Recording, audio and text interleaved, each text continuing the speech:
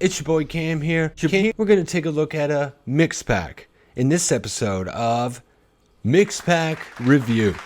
Let's just get this over with. The company I chose today, and the beer I chose today, did not actually come in a six-pack. I kind of cheated because I wasn't able to find what I needed. But I really wanted to go over this brand, and this brand is called Flying Dog. You may have heard of it. It's pretty crazy, so we're going to go over that.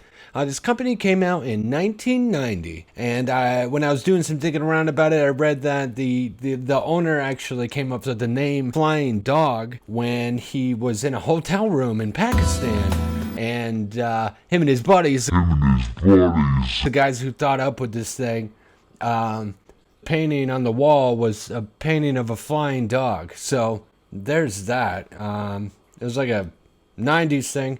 I don't know, Pakistan stuff. So let's get a move on because these are supposed to be short and simple. Let's get a move on here. So our first one from Flying Dog is going to be Bloodline. Bloodline is a blood orange ale.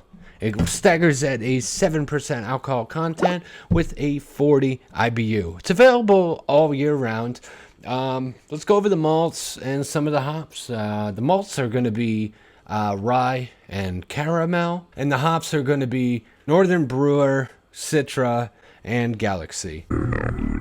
Alright, hopefully that shit is off of my face. It's brewed with blood orange peels. And I got all this information from the website, and one of the things that they mentioned is this pairs well with ahi tuna. It's pretty good. So let's look at the color and we'll take a taste. We'll do this real quick. 7% alcohol. I'm a little weary on it. Ooh, this smells fucking strong. It almost smells like a sour. It's an American ale. Yeah, one of the things that I really like about this is that the artwork is amazing. It's really kind of dark. If it reminds you of anything, it's actually the owner knows Hunter S. Thompson. He actually lives near him. And if you're familiar, he wrote Fear and Loathing in Las Vegas. And he actually knew a guy who did some artwork, introduced him to the owner of Flying Dog, and became the artist for Flying Dog. So it's crazy because it has a bat on it. I'm editing this now, and I'm realizing that it could be a flying dog. I don't know. Could we just move on?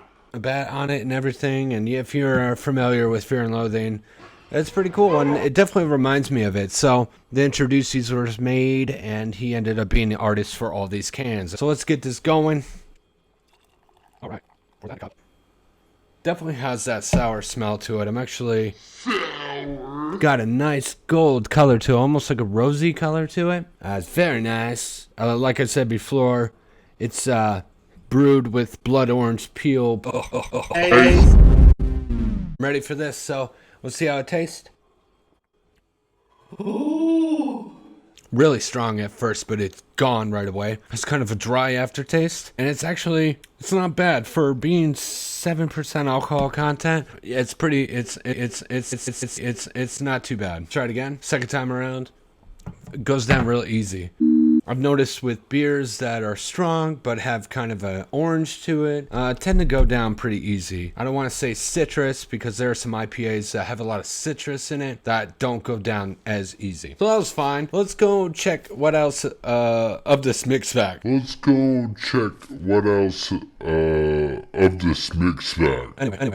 So wasn't that fantastic? So our next beer from Flying Dog today is going to be Snake Dog IPA. Snake Dog. Snake Dog IPA. Snake Dog kind of ranks in around the same at a 7.1% alcohol content. It's got an IBU of 60. Also year round. Malts are just going to be caramel, and the hops Warrior, Columbus, Citra, Simcoe, Mosaic, and Galaxy. So let's give it a go. The artwork on this, fantastic. So let's give that a crack. Oh yeah. The angle. Sorry about this. I don't know. just like the holiday episode. Let's give it a pour in a jar. Anyway, let's take a look at the color. A little darker. Still got that redness to it. Flying Dog. This stuff is relatively strong. It will mess you up quite a bit. So be careful. It's got more of a maltiness to it, almost like a Scotch ale. I know it's an IPA, but that's just what it reminds me of. Oh, and a thing about Hunter S. Thompson, they brewed a beer after him, and it is called Gonzo Imperial Porter. A little dedication. Ooh, it's got a rich smell to it. Something you definitely want to take your time on. Again, it is an Indian Pale Ale, and out of 7%. Those can get pretty gnarly, so let's give it a go. Holy guacamole. Honestly, caramel. It is a caramel IPA. But it's not sweet at all. But as soon as you get it, it's like, Holy shit. definitely strong all the way, though. Does that make sense? I don't know.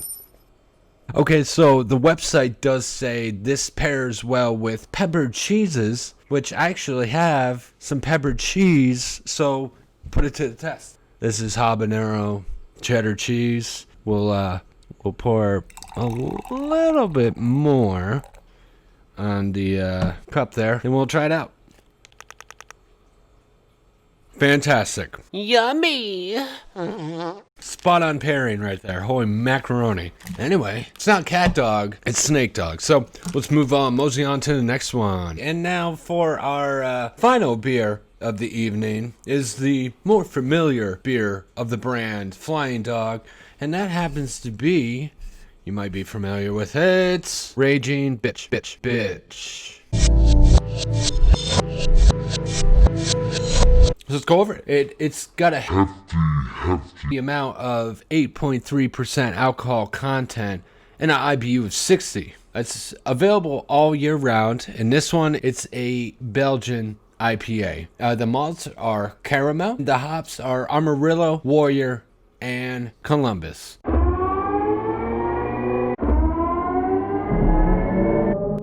now it's time for the fun fact of the day. The yeast is actually Belgian yeast. It's also known as El Diablo. I thought that was a little interesting. Wow. So